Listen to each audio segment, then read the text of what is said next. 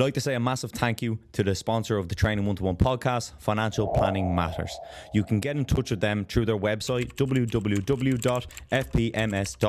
for expert financial advice. The following is a conversation with Paul Corry. Honestly, that was one of my favourite podcasts we've ever done. What an amazing conversation. Paul is as open and as genuine as any pro footballer that we've ever met and any human that we've met on the Training 1-to-1 podcast so far. A couple of really interesting takeaways that we got from it was simply the difficulties that professional footballers have to endure, and also the checklist of different things that players have to achieve and do to become professional footballers for 10, 15 plus years. Just a bit of background on Paul. Paul is a retired professional footballer. He had to retire at 26 due to a serious knee injury, which he still has pains with today. In terms of the conversation, we talk about a range of different topics, from his football career, from his agent ghosting him and leaving him entirely, all the way to his career now currently in sales with Salesforce. We hope you enjoyed the podcast. Please don't forget to like and subscribe on YouTube, or give us a 5-star review if you like it on Spotify. Paul, welcome. Thanks for having me. Yeah, great to have you. And as we said beforehand, probably the most media trained person we've had on, so this will be interesting. Trained, experienced, maybe just old. Probably just one of the older people that you've had on the podcast. Not at all. I think I was looking at your Twitter and I was looking through all the different clips from Game On and stuff. How have you found working with RTE and going onto the media side of football? Yeah, it's been interesting. It's not something that I ever sought or kind of went after when I finished up with Shamrock Rovers. It's something that I just stumbled into, and I got a text one day to come in and discuss. It was actually initially around Soccer Republic and doing the highlight show with RTE, and I did a couple of those and then stumbled into the radio. And listen, RTE have been so good to me with regards to involving me in Saturday Sport or Game On or Morning Ireland or whichever show it's been. And in a way, it's helped me with my transition, because it's meant I've had to remain connected with the sport, both here with the League of Ireland and also looking at games in the UK.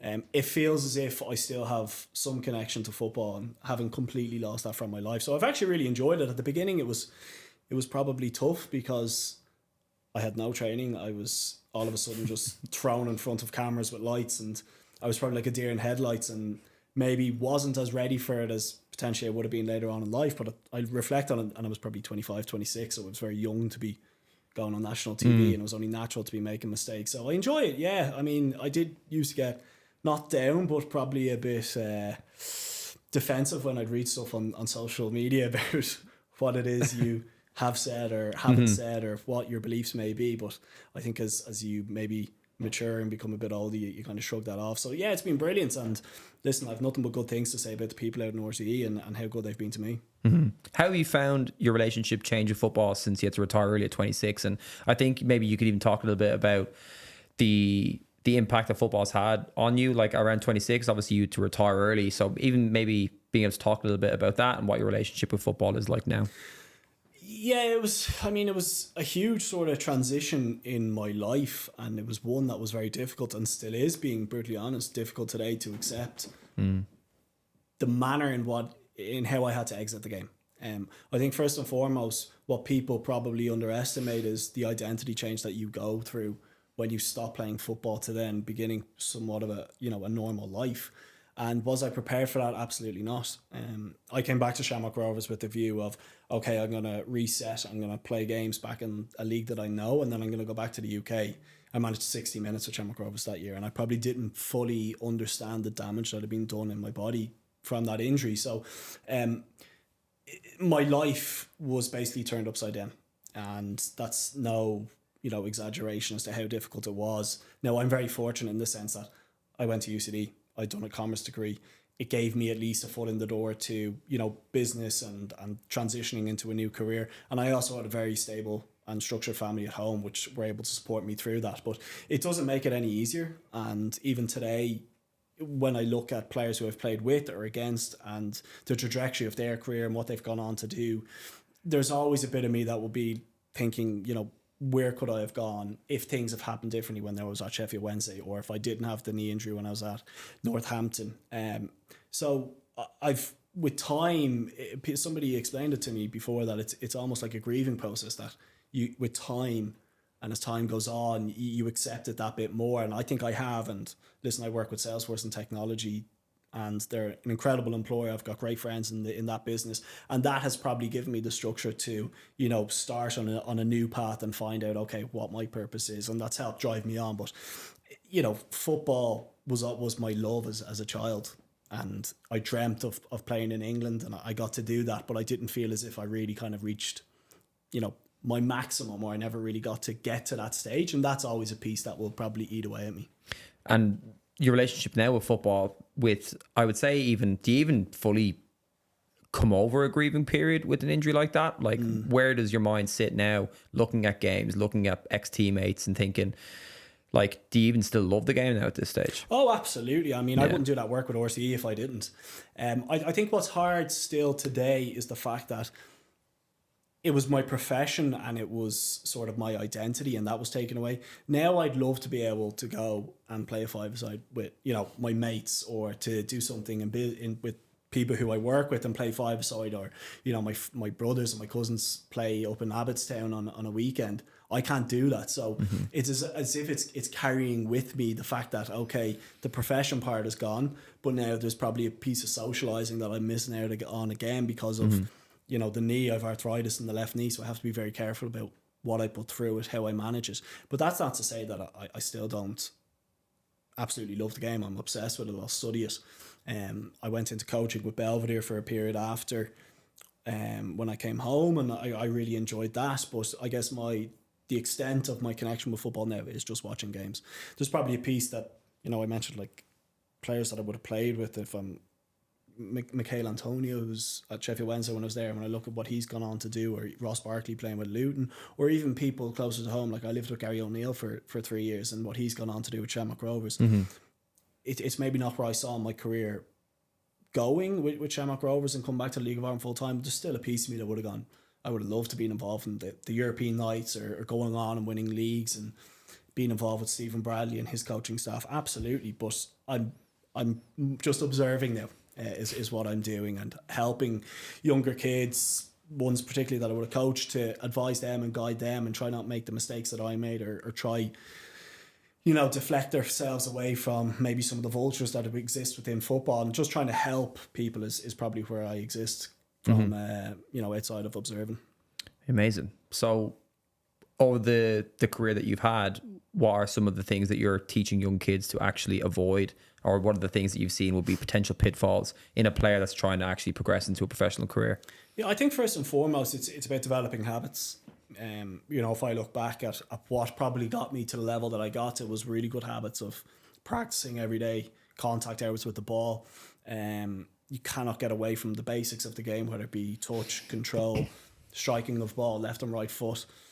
That's what helped me, and that's what I would try and instill in kids. There's no kind of secret sauce or secret formula that's just going to magically happen one day and you're going to become this top championship or Premier League player. It's about doing the reps every single day, and if you compound that over time, you'll give yourself a really good opportunity of doing something in the game.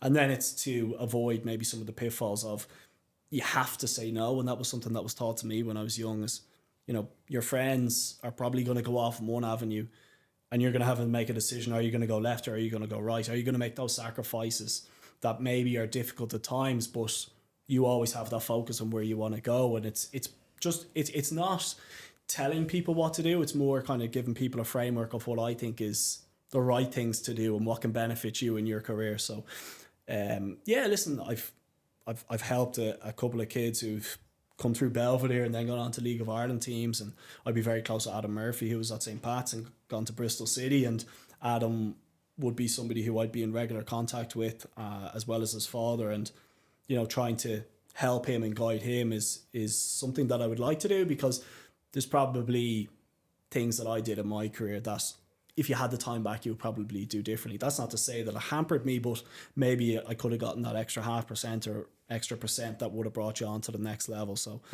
trying to pass on that wisdom and pass on that guidance is something I feel is important, because it's very hard for players to prepare themselves for that situation, because so few have walked that kind of path. Yeah, that's a big point. Yeah, how many people have made that jump? Like Championship football, clubs like Sheffield Wednesday, like that is, you know, it's such a, I think people don't they don't appreciate how big of a step up that can be, and especially when you're trying to juggle all different things like social lives, nutrition, girlfriends, boyfriends, whatever. Like, it's such a difficult transition period. When you look back on your career now, and you mentioned like different things like the vultures that are around football, have you seen any horror stories from teammates or anything along those lines that you are very thankful that you didn't fall into, or potential things that were, I would say, not dangerous, but career threatening, just getting involved with the wrong people and stuff like that? Yeah, listen, you hear of dodgy agents and dodgy representatives and people maybe, financially losing a lot of money from bad investments or bad financial guidance. You definitely see that and you hear about it. I think it's not so much from a footballing perspective that people make mistakes. It's more, the time away from football, because you have to remember, and I probably wasn't prepared for this. When I played with UCD, I studied, I trained, I played, and I was busy Monday to Sunday. Every single week I had something to do. Went to Sheffield Wednesday and you're training from 10 to 1, and then you've got the rest of the day ahead of you. Mm-hmm. And there's so much scope for players in particular to make mistakes, whether it be gambling, whether it be drink, whether it be going out nights out, whether it be affairs, whether it be, trouble at home with their missus.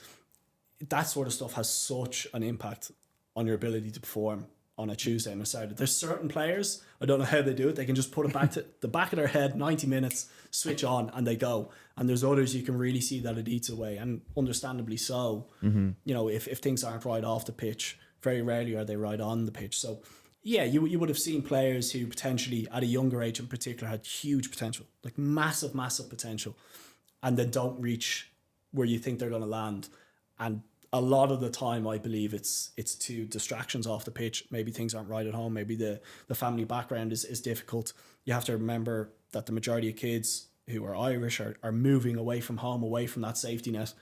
That eats away at people. And it's not to kind of name individuals and say I can see where they went wrong, but you can certainly see a pattern. Yeah, of course. Yeah. The ones who maybe don't absolutely maximise their career are probably the ones who've made mistakes off the pitch. Because once you get to a Sheffield Wednesday, everybody has a level of talent and everybody has a level of performance that you go, okay, you can see why they're here. And then it's about who wants it most, who's willing to put in the hard yards, and who's going to really, I guess, drive it home every day to make sure they get the most out of it. And some of the people maybe don't have the most glamorous careers and play for likes of Manchester United, but you can certainly see players who persist at it, end up in the championship and have 10, 12, 15 years. Alan Brown at Preston North End, the amount of games he's racked up, he's somebody who would strike me as definitely gets it right off the pitch. And to not name drop, but Michael Antonio, who I played with, certainly wasn't the most technical player. You wouldn't drop a ball in front of him and ask him to whip it in like Beckham. His touch was often a tackle followed by that, but just had so much determination and so much belief in his own ability, and you can see how far he's gone. Did you see then at that time that he might end up where he is in the sense of what he done day in, day out? No, not necessarily, to be honest with you. There was still a certain rawness about Mikhail that you thought, he's going to have to improve on various elements of his game in order to kick on. But I think once he left Sheffield Wednesday and he went to Nottingham Forest, he brought himself on to another level. And then the move to West Ham was a good one for him. And I actually went to see his debut when he was at West Ham at Upton Road when they played Stoke. I was out with my cruise ship. I was living in Oxford. And Mikhail was in London, obviously, and he said, come on up. And it was sort of from that moment that you get yourself into that environment, and it's either you fall or you kind of push yourself on. He certainly pushed himself on. He had an amazing career and still does today. And I went over to visit him when I'd finished at Shamrock Rovers, and picked me up in Canary Wharf, and he said, come outside the tube station and turn right. And I just started an apprenticeship in Dublin to try to find out what my next role was to be, on 200 quid a week. Turned right, and Mikhail picked me up in a brand new Lamborghini Aventador. And I was thinking, oh my God, how have our careers gone such different directions? But the rewards are just ridiculous in the Premier League. And he deserves absolutely every penny of it. I was going to say, did you get much, or did you have much kind of imposter syndrome as a player when you went over there? Did you find the level massively different? Like some players say they go over in the first training session, they're like, whoa, it's a whole different ball game. Did you find that, or did you find that you were able to mix it with them, and it was just about matching that intensity, like you said, over time. Yeah, it takes time. Like I hear it so often, and it's so true. Like the first session, you do rondos, and you're just living in the middle because you keep giving the ball away. Because I remember going there and thinking, technically, like the technical side of my game was by far the strongest part. I wasn't quick, I wasn't strong, and I was certainly, quite significantly behind the others in that sense. Technically, I could match it, but I remember the first few rondos thinking, I'm disguising passes here that we're working in the League of Ireland. There's experienced centre halves just stepping across Anthony Gardner, who was at Tottenham, and just stepping in, taking control of a situation, thinking, oh God, I need to gradually work my way in. And yeah, of course, you question, it's only natural to question whether or not you're able to kind of adapt to that level. But with time, it's almost like your subconscious and your body and everything that kind of goes with the game ramps up to a level that, okay, you're comfortable now mixing it with different players. But yeah, of course, there's a period of time whereby you are questioning, okay, where do I fit in at this level? But it probably took me, I would say, 4 or 5 weeks. I remember I played an in-house game against Rotherham, and I played probably 70, 90 minutes of that game on a Wednesday, and I did really well, and I started against Leeds in the Championship on the Friday in Hillsborough. And at that period of time, I was so confident in my own ability that going out and playing in front of 35,000 people in Hillsborough live on Sky Sports was absolutely not a bother to me. One of those situations where you're kind of in that state of flow, and I knew every time I got the ball where the ball was going. I knew where my touch was taking me. I knew my surroundings, and it was as if I was playing in the Belfield Bowl in front of 500, 600, 700 people. So with time, it became natural. But that was when my confidence was quite high. I remember then probably 2.5, 3 years later, playing in Hillsborough against Bolton, and the stadium couldn't have felt any bigger because I was at a really, really low point at that time. My God. And the two realities were very, very different. But probably, if I reflect on my career, I was well able to play at that level, but there was probably certain elements of my game that weren't up to speed, particularly from a physical point of view. Incredible. Jesus, I was there in the crowd nearly looking at it. Yeah, I was going to say, did you find that flow state, did it come often in your career? Was it kind of, it would come and go, like it was inconsistent, or did it kind of flow with your off pitch kind of, or your mental health, I suppose, so to speak, off pitch? Yeah, unfortunately, I didn't get to experience it enough at Sheffield Wednesday. I didn't play nearly as many games as I thought I was going to play. I would have said for probably the last 12, 18 months at UCD in particular, very, very comfortable in the League of Ireland, and probably at a situation where I found games not easy, but I found myself very comfortable playing at that level. We wouldn't have been one of the top teams, but I probably would have felt within myself that I was up, at least in that upper tier of centre midfielders within the league. And I'd almost joined St. Pat's in my last season. I stayed with UCD, and it was probably 6 months where I just felt I'm really at it here. College days were coming to an end, and I was focusing on football, and I felt as if that move was going to come. And when it came, of course, like we mentioned, went to Sheffield Wednesday, probably a couple of weeks where I had to adapt. Adaptation period over, and I kicked on again. And it's probably that period of 20 years of age to maybe 22 where I felt really good. And they're probably the best years of my career, if I think from a performance point of view. Played the guts of 10 games at Sheffield Wednesday, went on loan to Tranmere, which I didn't enjoy. And that was my first season in the UK. So came back pre-season, year 2.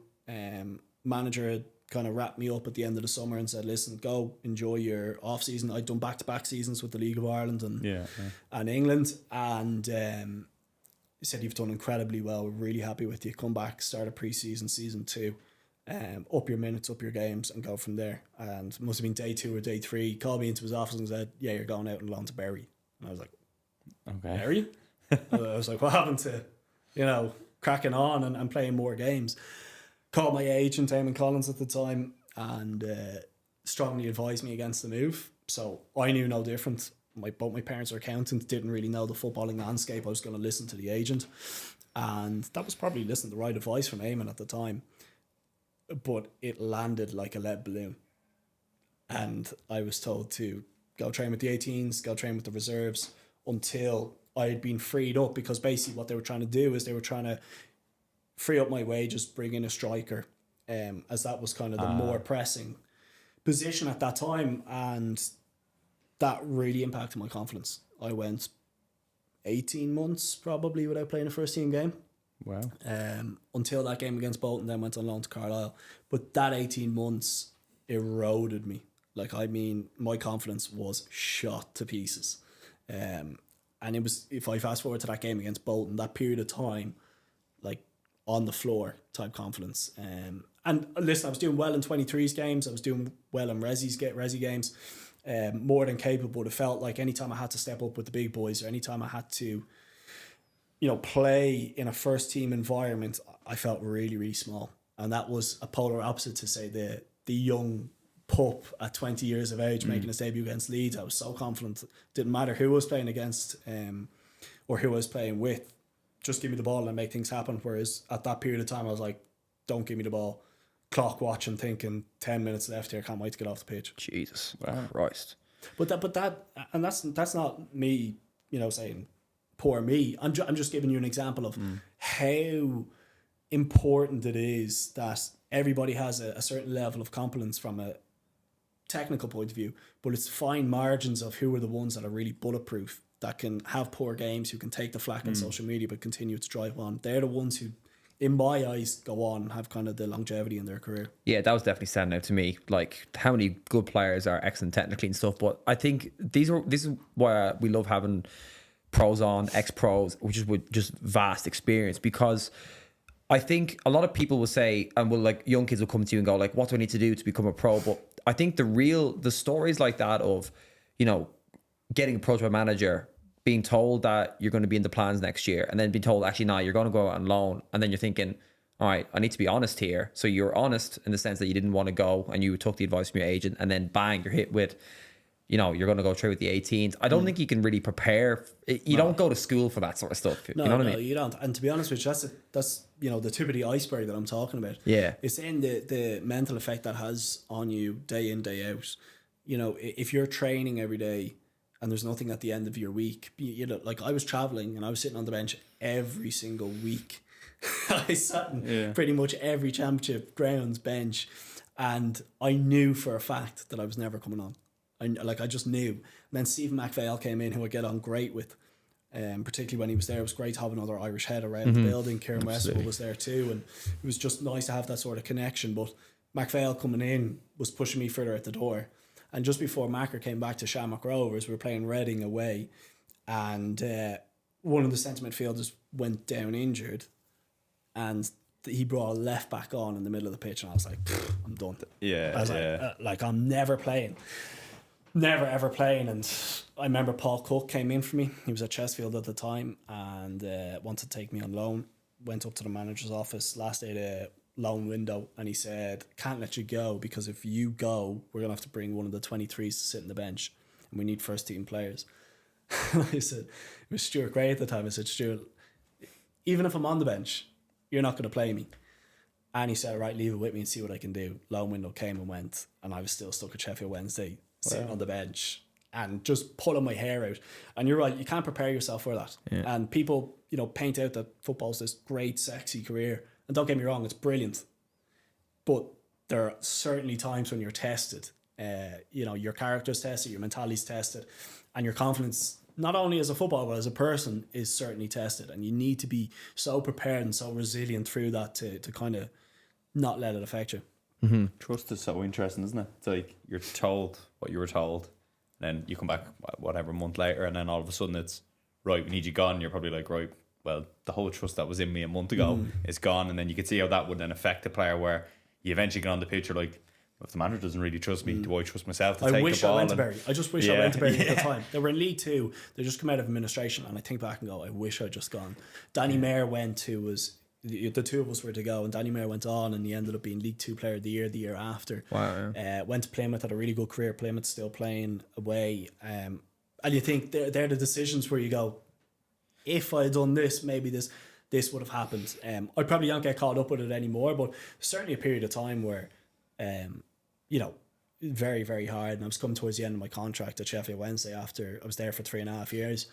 And my agent at the time had told me that there was a move lined up to go to Chesterfield, which is very close to Sheffield. Same money, 2-year deal. I thought, brilliant, okay, fresh start. And packing my bags to leave Sheffield because my contract wasn't being renewed. And the sports science, everybody knew around the club they wanted to go to Chesterfield. And they were doing really well in League Two. And he said, did you see the news about Paul Cook? I said, no. Paul Cook's going to Portsmouth. I thought, nah, you're winding me up. Because in my head, I'm literally signing for Chesterfield. And tried my agent and never heard from him again. My agent. What? Wow. On my life. Wow.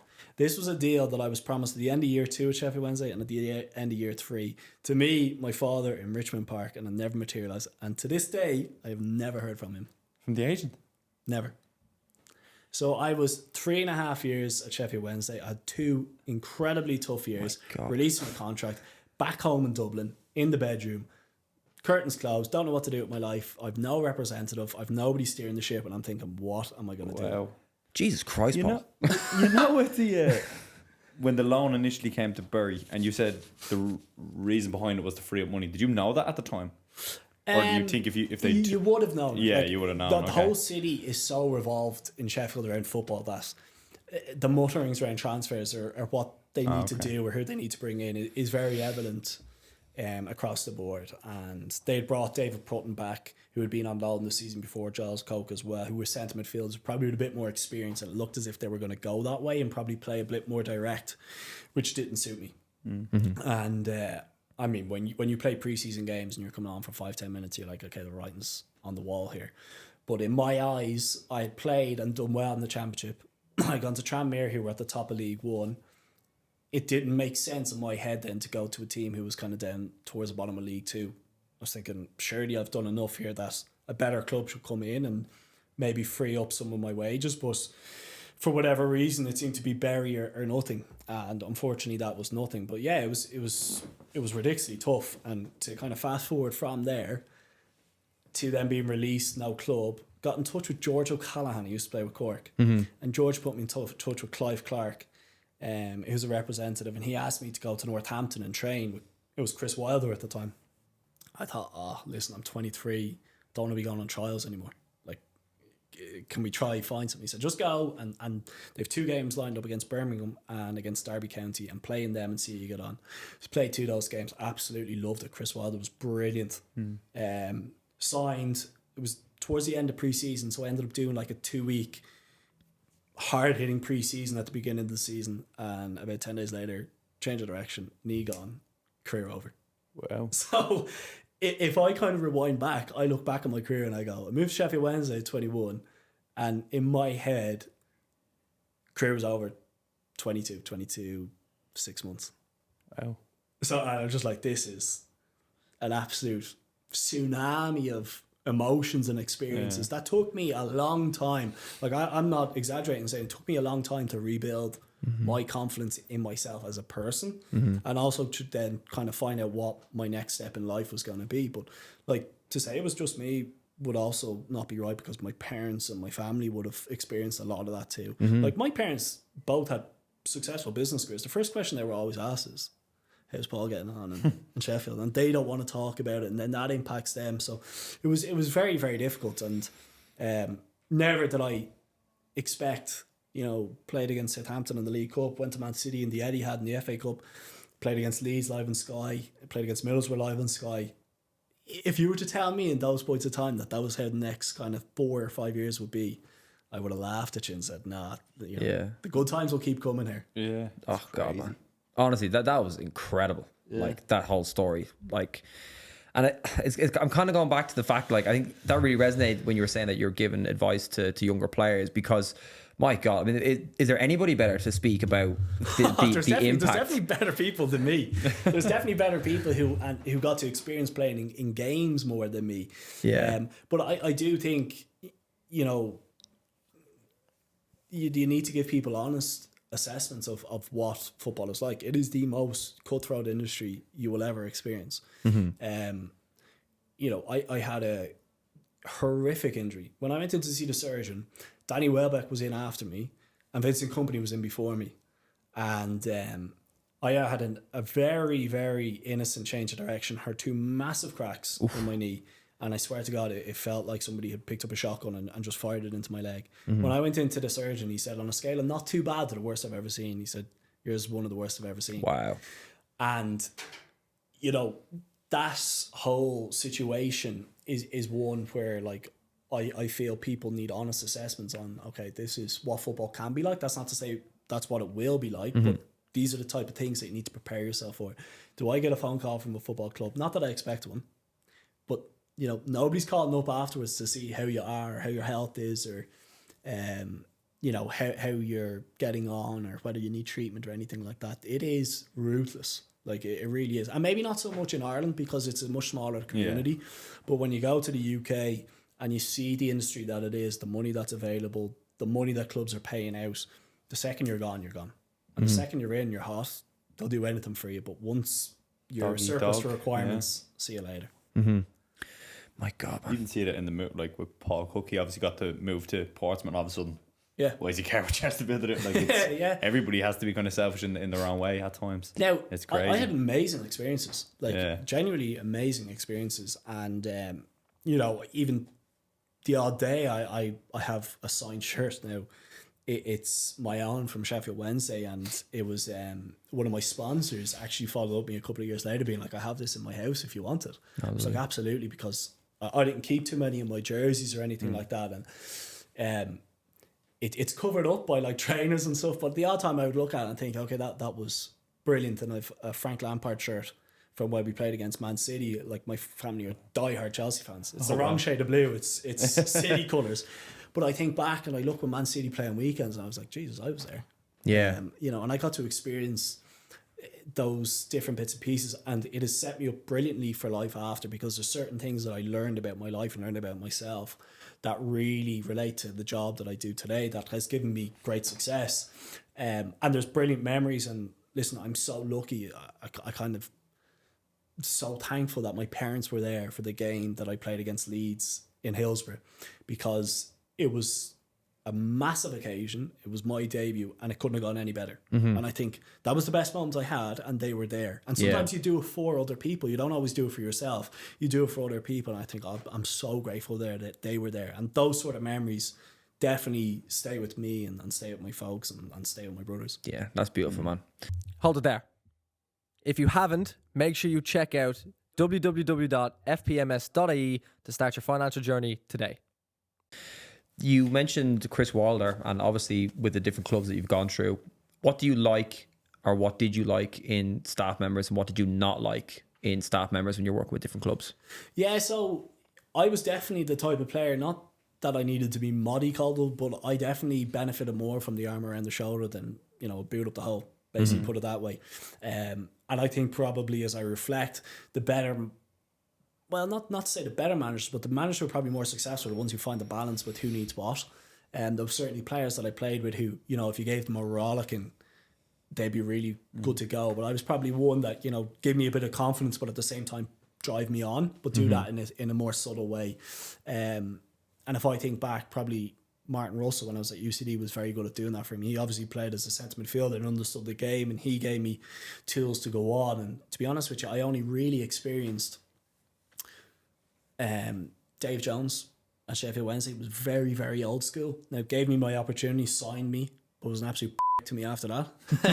Chris Wilder, it's hard for me to say, because I had 4 or 5 weeks before of course, man. I done my knee, and I used to see a lot of them around the training ground. But he was far more, you know, laid back. Alan Nill, who's his assistant and his assistant today, would do a lot of the training. And Chris Wilde would do a lot of the man management, and you get most out of the team. But we had a fantastic team at Northampton that year. Dominic Calvert-Lewin played up top, and Ivan Toney was there at the beginning of the season. And he probably didn't need to do a huge amount. You know, when things are going well, he's just keeping it ticking over, and he was very good at that. And then listen, went on and did incredible things with Sheffield United. And had a fantastic career there, and has obviously found it difficult over the last maybe year or two with kind of Middlesbrough and Watford and obviously the situation now at Sheffield United. But I would have said for me, the ones, I think first and foremost, the ones who played a style that I liked was important. So whether it be a balance of playing through the middle and mixing the game up, or trying to play deliberately out through the thirds, that suited my game. If the second you put it over my head, I mean, Jesus, you may as well have, I don't know, Gary Doherty in the middle of the pitch there, because that just wasn't my game. I wasn't able to kind of muck it up too much. But yeah, I think the game has probably changed as well, even since I was there. Like over the last 10, 12 years, it's become far more about players and individuals have changed and making sure that there's security around them. And you can probably see that there's a modern day coach now who seems to do a lot of that with regards to protecting players and getting the most out of them. Yeah, 100%. And if we take it back a little bit to when you were at UCD, like we've had Ronan Finn on, of course, who came through UCD. Like I've worked, and Gary is still in the UCD underage system. From the first team perspective, though, what do UCD do really well that starts players in the best possible position to go make a living out of football? Yeah, give you opportunities, let you make mistakes and develop. It's pretty simple. Like, yeah, I went in there and I played straight away, and I played with Ronan. It was myself, Ronan Finn, and Greg Bolger, and we had a great midfield three. Yeah, excellent. Yeah, Jesus Kieran Christ. Goodulf up top, Dave McMillan up top, Andy Boyle at the back, Evan McMillan played on that side. And I played, and Martin just gave me opportunities, and at times maybe I was making mistakes, but it was a situation whereby you haven't got that pressure on you like other clubs, so you can go in, you can express yourselves, and I think they do that very well. They're very accepting of this is what our ethos is, and whether we stay up or whether we go down, we're going to stick to it. And I think players, particularly younger lads, thrive in that environment. Everybody's the same age, everybody's gone through the same sort of situation in their life, whether it be university and football, and it just enables people, I think, and it enabled me, and it certainly gave me that leverage that, listen, I turned down Burnley when I was 18 after doing the Leaving Cert because I didn't feel I was ready to go, and people thought I was absolutely bananas because they were in the Premier League, and I said, no, I want to go to university, and I want to play with UCD, and I played over 100 games by the time I was 20, and I can tell you the value of my contract was more than 10x when I went to sign for Sheffield Wednesday, because I had that bank of experience. Of course. I was viewed as a senior player. I wasn't viewed as somebody who was going to go in and sit in the under-21s. And I think it's not for everybody, because certain people are absolutely in their right mind to go at a younger age. But for me, that was the path that made most sense. And I reflect on it and go, do you know what, that was a good decision. I'm delighted to see that other teams have kind of teamed up with universities, because it feels like the right route for the level of football in this country. That's a good point. What personality of player would you, it's definitely a use by use cases, but what personality of player do you think suits well to go over to the UK at 18 versus actually taking a couple of years to build up senior appearances?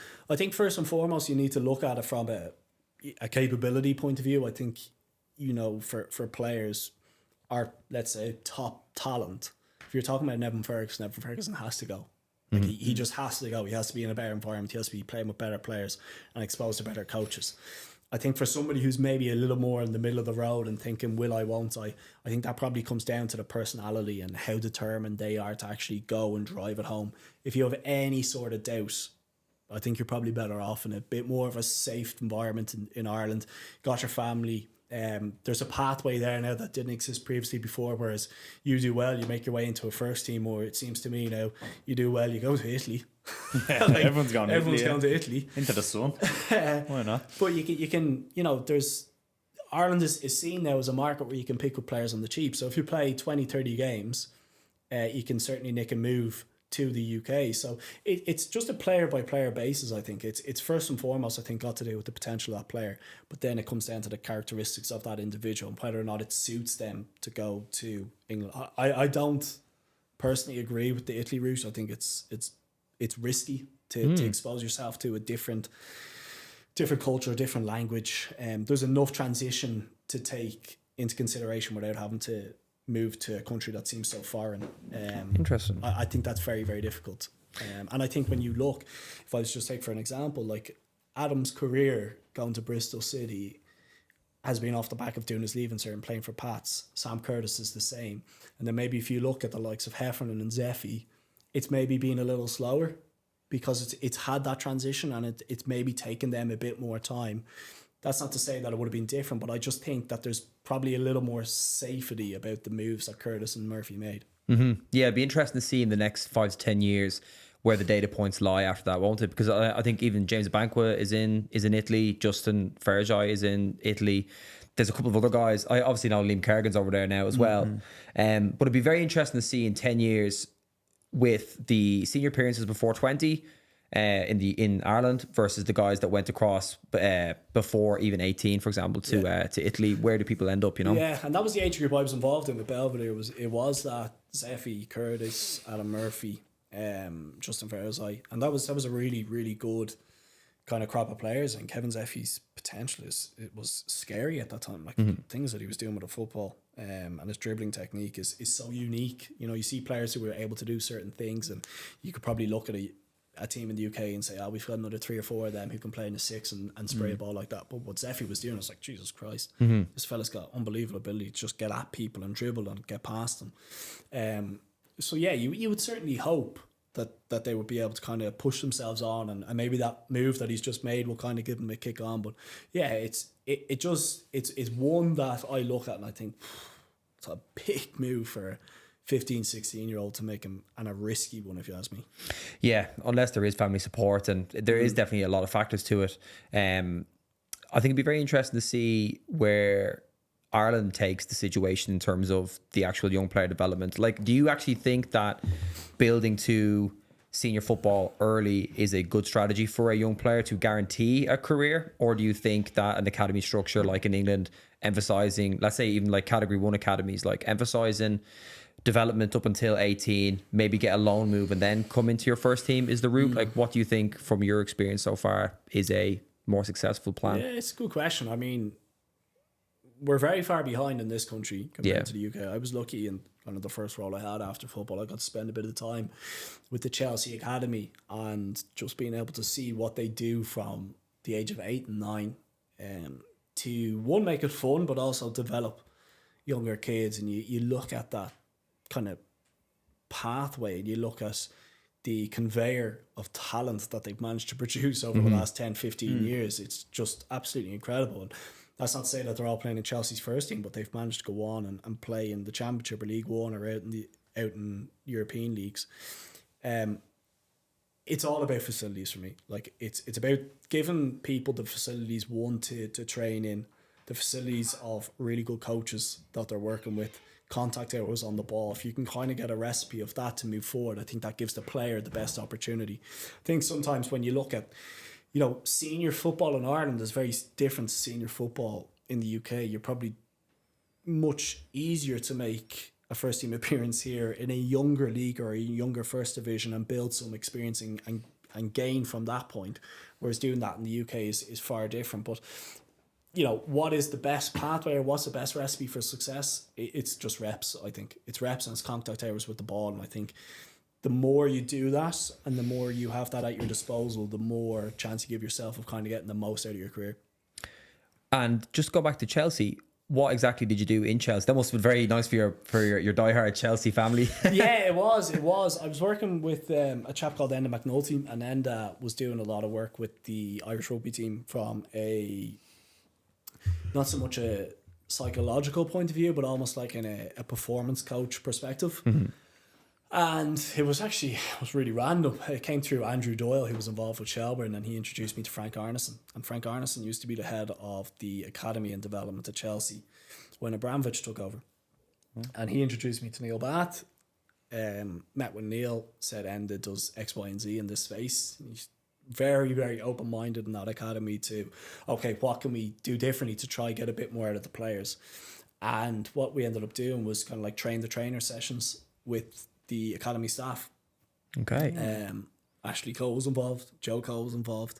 A lot of the kind of the old, you know, Mourinho type players were there. I've come back into the academy to coach. Lampard did at one point as well, and then pushed themselves on. But that was the capacity we were there. But what we did get to do is we got to see, you know, the sessions that they put on for, say, like under 12s and below, 12s to 16s and then 18s to 21s, and you could just see the level that they're operating at, and you reflect and you go, oh my God, the opportunities these kids have compared to Incredible. maybe some of the facilities that we're lacking here in this country. That's not to say they don't work hard. They do brilliant work. Chelsea do from a recruitment point of view to getting the players in, then the facilities they put them in, the player care that they have off the pitch, the education system that they give them, and then from a footballing perspective, the coaching is so top level, that you can see why, whether it be Loftus-Cheek, Callum Hudson-Odoi, Louis Caldwell, Conor Gallagher, Mason Mount, like so many, it's scary. So this is endless. You've Lamptey, you've got Livramento, you've got Reece all these James as players, well, yeah. Reece James, all these players who've come through, and you look at it and go, that's a real recipe for success that has worked well. There's another, Rammers, who was Sheffield Wednesday, got over to the Man City Academy. Another one. It's just like, oh my God, this is like a city. It's interesting because some people in football would say that the English academy system has its issues and all. Did you find with the younger age, because this is kind of a brush that they're painted with, is that they're getting the kids in too young and making it too serious too early? Or did you actually find them sessions where tailored quite well to an 8-year-old where it was massively fun based or whatnot? Did you find that? The pressure doesn't come from the club a lot of the time. The pressure comes from the parents. Yes. And I think a lot of parents, obviously for the right reasons, want their son or daughter to do as well as they can. But at times that comes across as, providing a bit more pressure. And when they were having conversations around the player and the enjoyment, it was the conversations with the parents and not so much the conversation with the player. Kids will naturally go out and try to enjoy it. And of course, competition exists when they bring in Billy from, down the road, who's the next best thing. And it's only natural for a child to feel, okay, I'm maybe getting pushed out here, and that's quite difficult.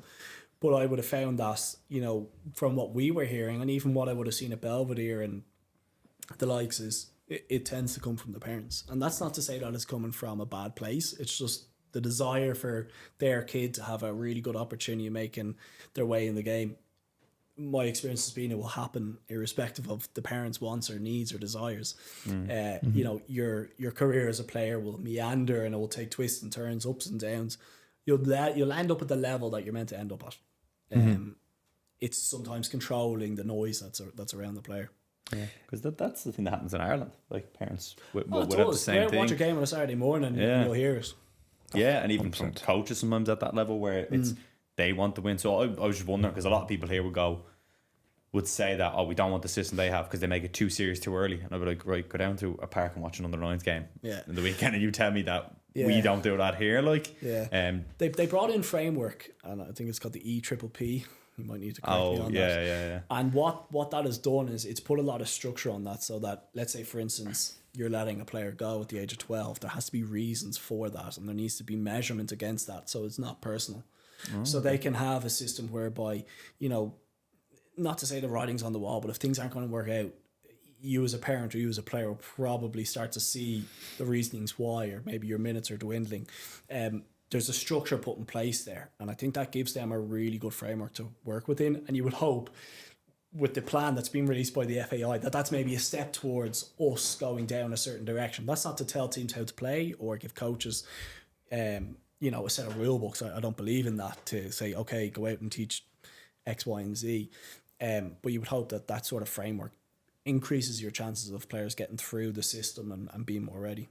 Interesting. That'd be interesting to dive into. Like, what do you think would be best next practice then for our governing body, or just in general, to actually set up better structures at grassroots level? Like you were saying there, it's not a case where you're looking to, like, say, play this way in this formation, because that, when I was going through the education pathway, that's what I was told. It was like, play 4-3-3. That's what that's what the first team were going to do, and then they eventually started playing 3-5-2. So even, like, going back to your conversation with your manager at Sheffield Wednesday, like, instantly the trust cuts. You know what I mean, from the body. So what do you think, from looking at Chelsea, your experience in the UK and Ireland, as will be the easiest step forward to actually make good progression?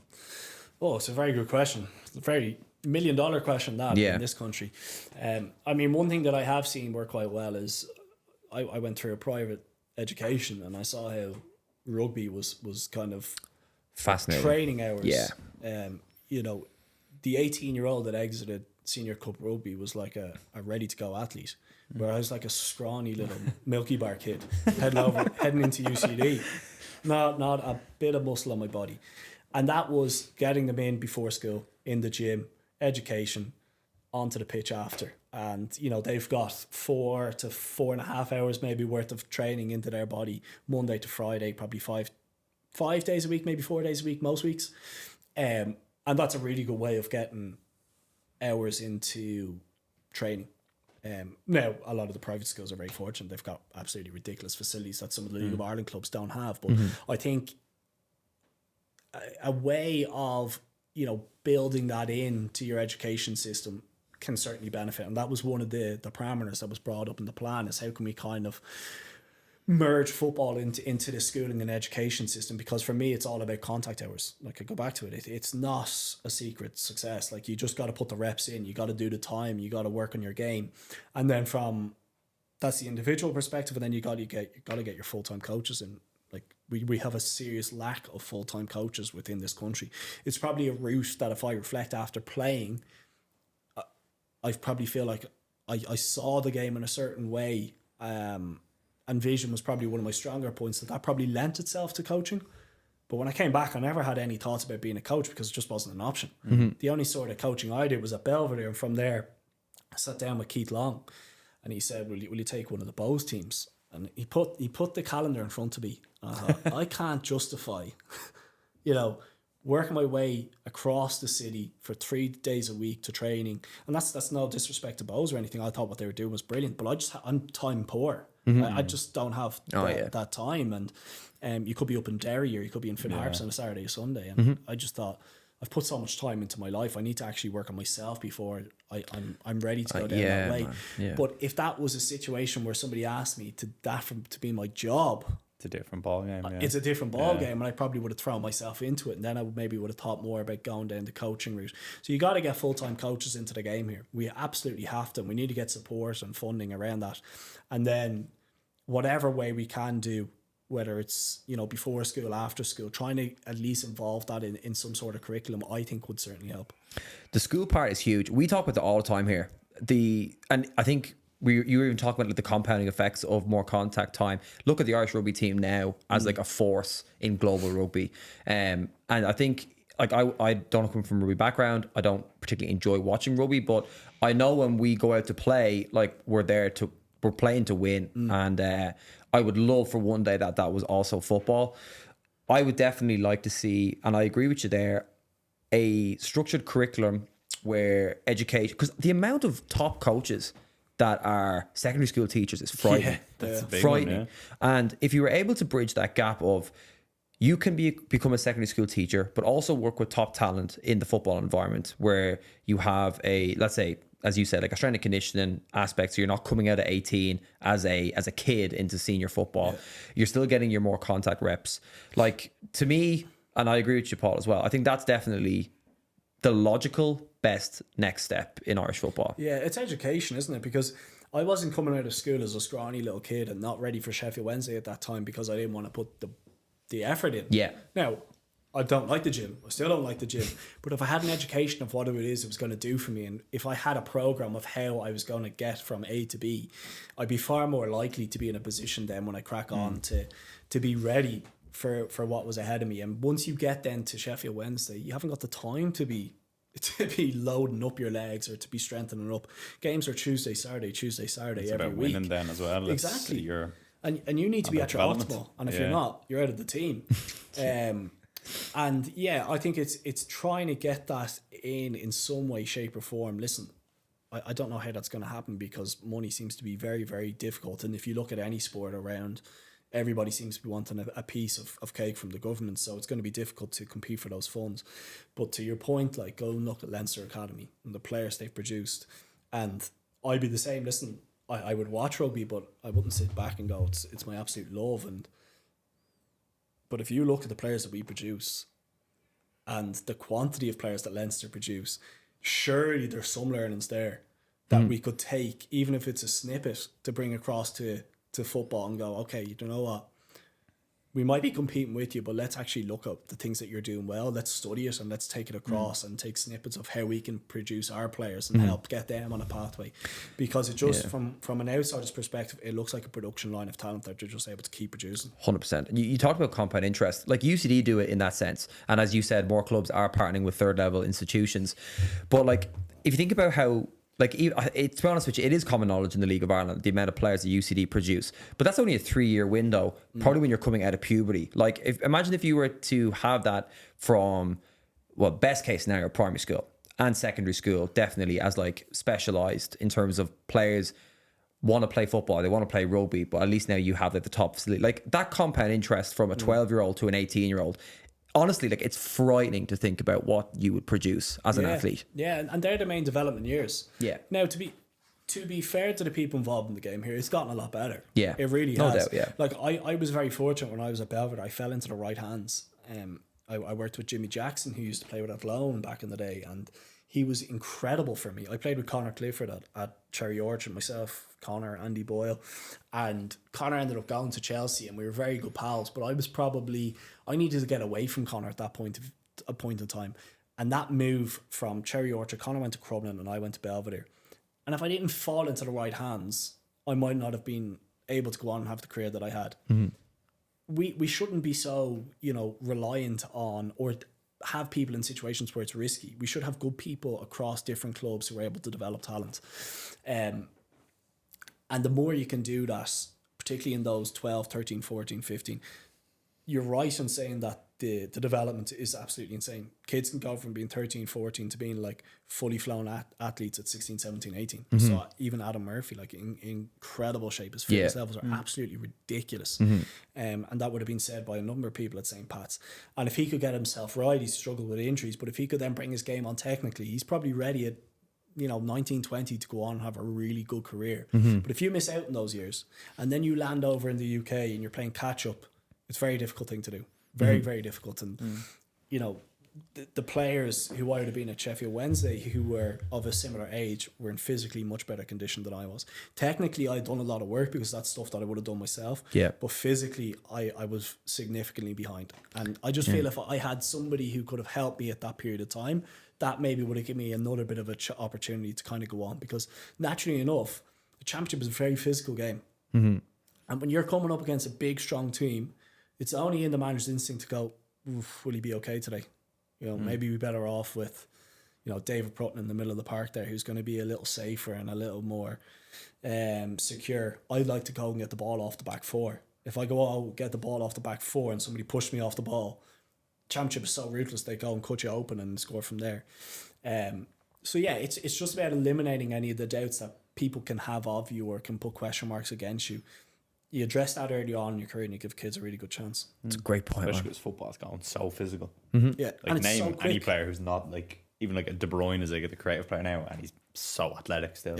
I think it's only going that way. I think that part is deceptive with football because until you get up and amongst these players, you go, oh my God, their legs are just so strong and so sturdy. The core is so strong and there's literally no body fat on the players. They're in such good physical condition, particularly at the very top, that they are like super, super athletes. And unless you're able to do that, you're struggling.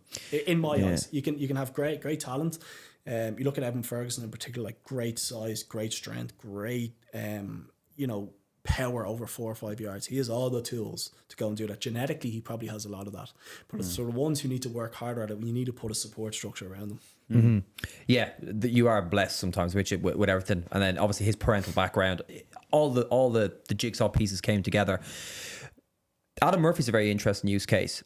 The reason why I'm saying that is because when you were at Belvo, myself and Shane Fox were the DDSL managers, so we bring all the players together. But I remember Adam at under 11s bringing in cooked pasta and chicken to have after sessions, and he was also the first player in every single training session and every single game. Do you think you can see those clues in players at a young age, regardless of their technical ability at the time, their physicality? Do you think that you can see green flags in players on just a purely attitude perspective that have shown success? Yeah, definitely. And Adam's certainly one of them. Fantastic attitude, fantastic appetite for work, and also got a you know, you talk about being early for training and having meals prepared. That a lot of that comes from home. And he's got a really good home background. I know his family very well, and they've done a lot for Adam to get to where he is, and have set him up for success. But then, from an individual perspective, speak to, you know, Tim Clancy, Jonathan Daly, Ger O'Brien, anybody at St. Pat's will only have good things to say about Adam, purely down to his attitude. Very likeable young man, but also got a ferocious appetite to get better. He had bad injuries. He tore his hamstring, had an operation, and just the shape he got himself into when he came back, you know, a serious amount of work went in. So yeah, you can spot it in kids, even from a young age. At Belvedere, when I was there, you could probably spot the ones who are probably going to fall by the wayside, and then you can see the ones who have really good natural talent that you might still have a couple of question marks around their attitude. The ones who have good attitude and good ability, you can probably go, okay, they've got a really good opportunity, particularly if having a League of Ireland career, because the numbers and the level of competition isn't as severe here. But to go and have a good career in the UK, you need to tick a lot of those boxes. And yeah, you can probably spot trends. But then there's always ones who will maybe fall by the wayside, and then there'll be the late bloomers who will come from absolutely nowhere that you didn't see. It's hilarious, isn't coming it? through. It's insane. The players who just arrive at 16, 17, 18, you go, where were they when we were playing in the Kennedy Cup or playing in Irish under 15s? Yeah, the ones that have that resilience aspect, as you talked about, like that obviously is one of the big boxes you have to tick. You mentioned that Chelsea, one thing they've done extremely well was recruitment. What is good recruitment? From a young perspective? Yeah, a young perspective, yeah. Because it's so difficult, I'd say, to get the balance right, you know? Yeah, they're very limited in the UK around, I think, before the age of 16, where they can recruit from. It has to be within a certain radius of the academy. But first and foremost, it comes down to the network that they have. I mean, they're obviously a massive football club. And of they course. have scouts absolutely everywhere.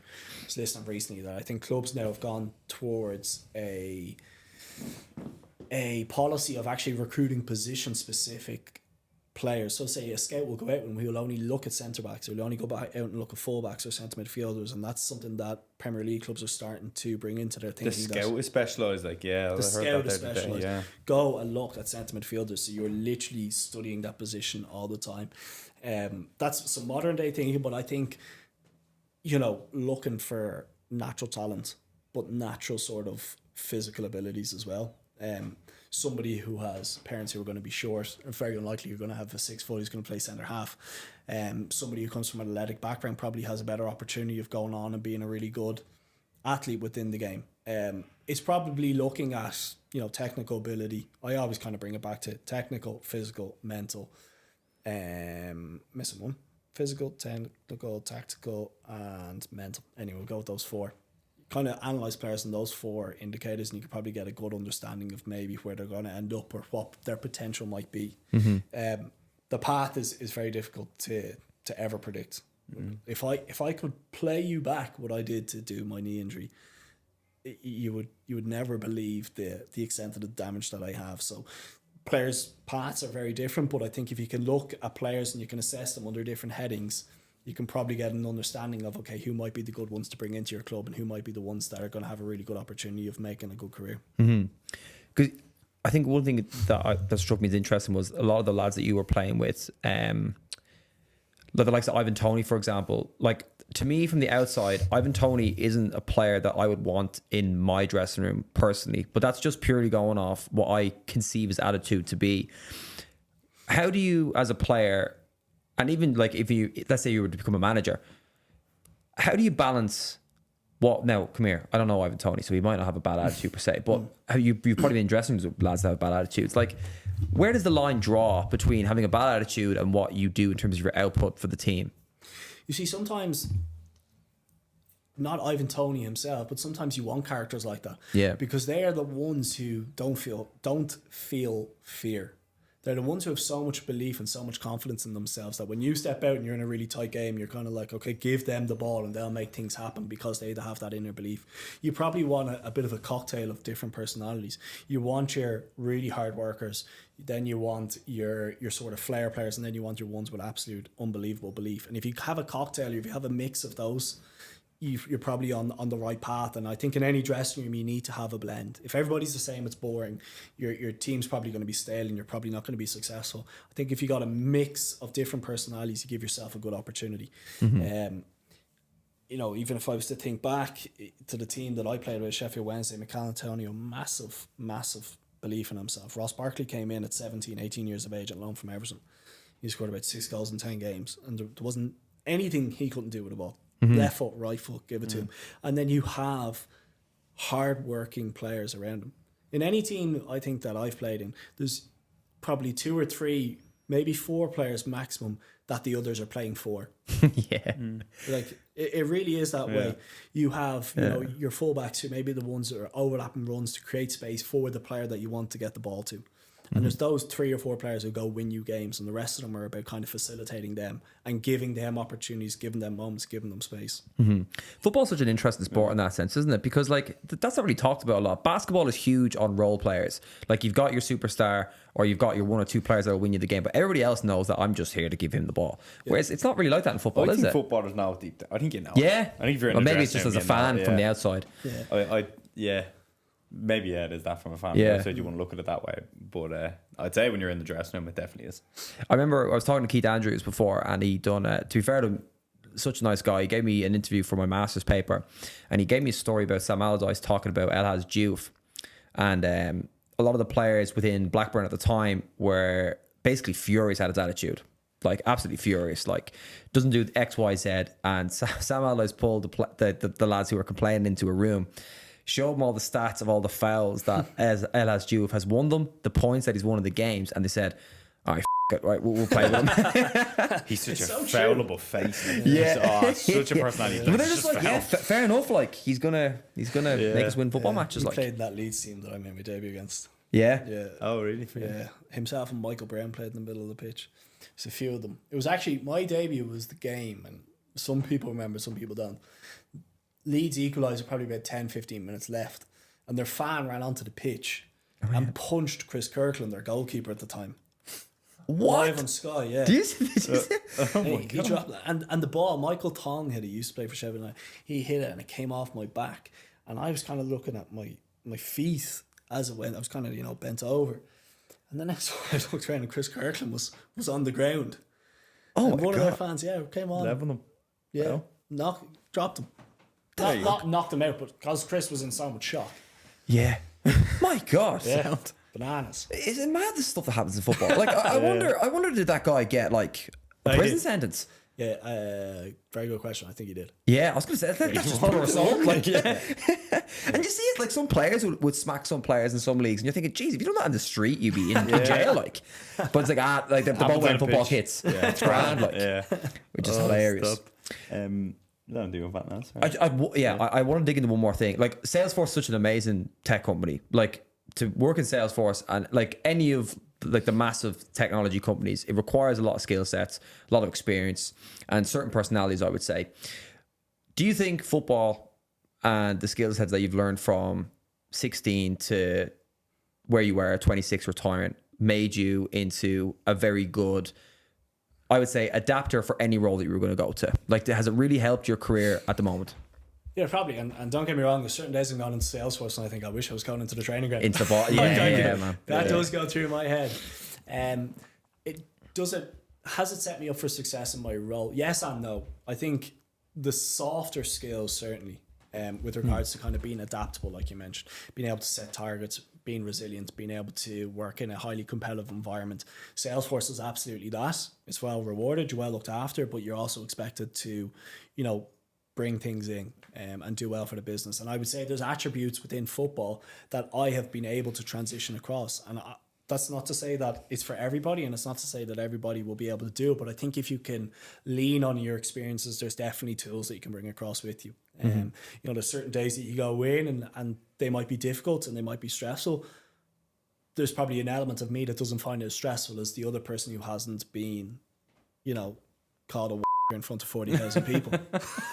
that's just the truth of it. You just go, do you know what? I can deal with this. This isn't too bad, and I'll crack on. That whole resilience piece, I think, another thing that's probably helped me is actually just being able to get on with people. There's so many different characters you meet in football dressing rooms, so many different cultures, so many different backgrounds. Being able to relate to people is something that's certainly helped me from a sales perspective. And then if I go back to what I chime on about from a football perspective is the brilliant basics every day. You know, do your basics every day, be process driven, and the results will come. If you continue to try get better and you continue to try improve, at some point the penny will drop and some people call it lucky, but you'll get results on the end of it because you have, I guess, trained yourself in such a way to give yourself the maximum potential, the maximum ability to do well in your job. So they're probably the things that I would take across. And, for anybody who's finishing up playing, it's actually how can you leverage that experience to then go on to the next iteration of your career, but also being, I guess, accepting that, okay, that in football is very different to the corporate world. And if I am to utilize the stuff that I learn in football, I also need to build up my bank of experience in the corporate world. So that's really what my journey has been since I left football 6-7 years ago. And I mean, I'm continually trying to get better at that. I would have considered myself an expert in football because I've been doing it since I was the age of 6 or 7 or 8 or 9 at a high level. It's going to take me a long time to do that in the corporate world, and accepting that is difficult. But I think if you do that, you can certainly then lean on your experiences from before. Yeah. Oh. Paul, honestly, I love that podcast. Honestly, loved it. So interesting. Like, one thing that really, really resonated with me was the authenticity was the first thing, but just the practicality of transforming experience into knowledge. That would be the big takeaway that I had there. I find it very hard to talk about myself, so I'll probably look back on this and think, what a knob. I hope everybody else doesn't think that, but I'm glad you got something out of it. Yeah, I did. No, it was great. Yeah, Wasn't it? Like, really, really good, yeah. Yeah, that's the thing. I mean, you've been called a in front of 40,000 people. I'm pretty sure you could take any hateful comments, but that's the thing. Like, we want to give people with very interesting stories a platform to speak solely about them, because people don't like talking about themselves.